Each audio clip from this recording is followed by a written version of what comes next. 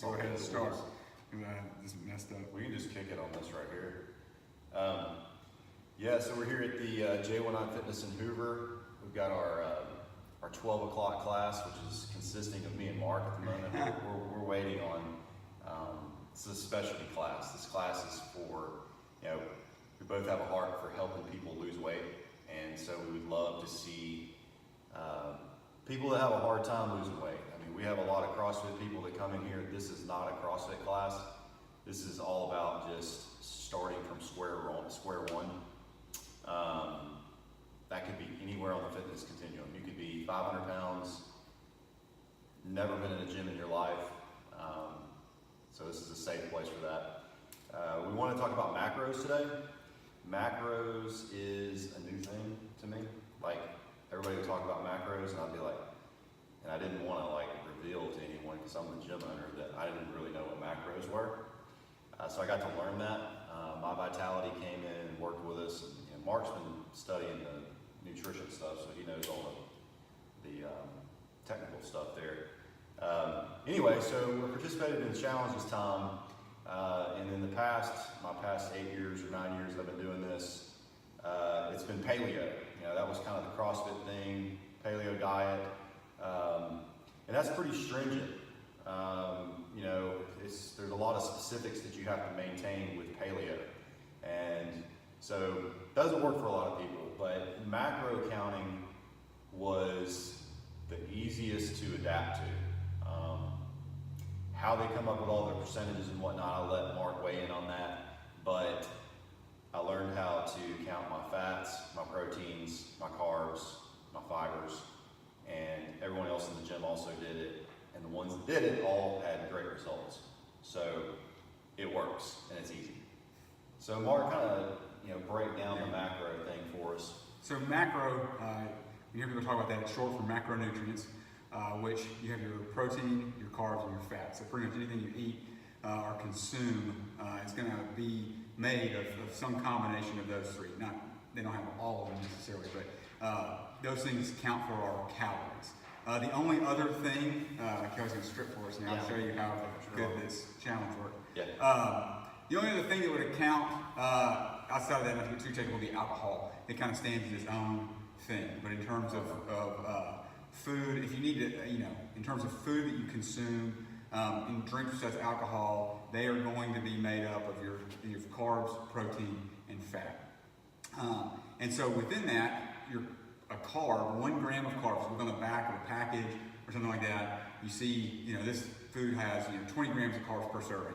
Each gram of carbs has 4 calories, okay? Each gram of protein has 4 calories.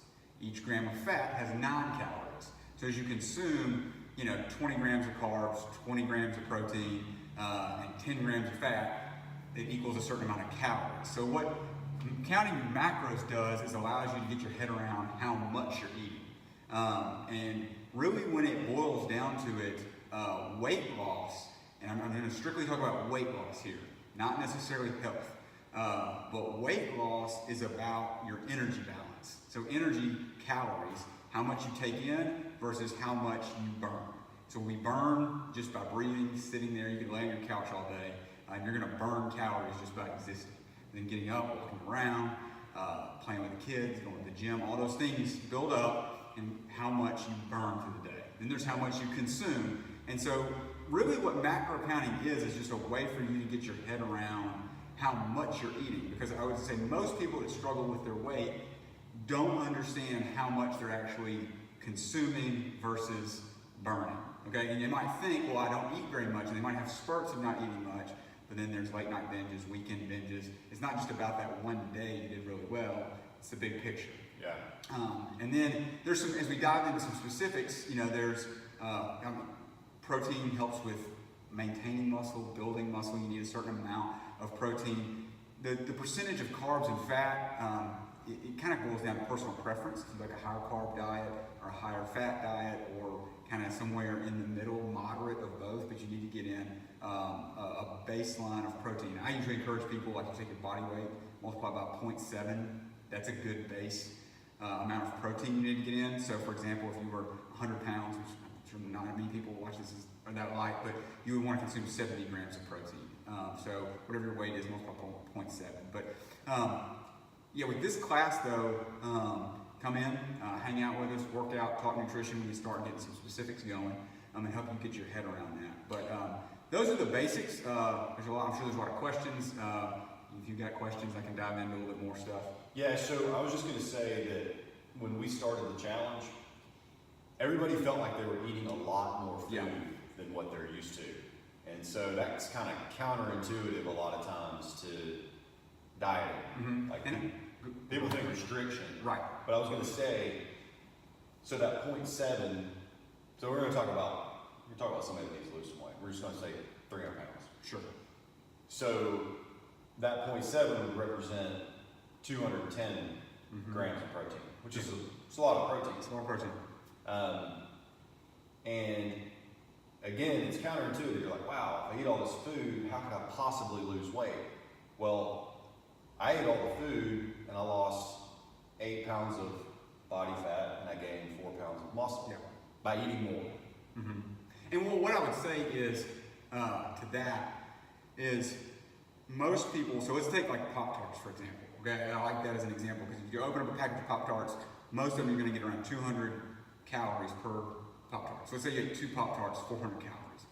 Well, I could also get go home and get a bowl and put some cubed up like sweet potatoes, some smoked chicken, some broccoli or squash, something like that. I could make a mound of food, even some olive oil or something like that, cook it in with some fat, all that. And it could be a mound of food for 400 calories, right? I mean, I could, of those couple things, like a sweet potato or just regular potatoes, some chicken and some vegetables. You can create a mound of food for 400 calories. You can also have Pop-Tarts for 400 calories. Yeah. So the reason people think, man, this is so much food, is when you start eating healthier and you start eating like better quality food, you start, you're eating more quantity, but the calories work out. You gotta work the calories out to lose weight, but when you eat the potatoes, or rice, chicken breast and vegetables, you're eating much more to where then you're not hungry an hour later because you didn't just eat crap that doesn't fill you up and is completely void of all nutrients. Yeah. And so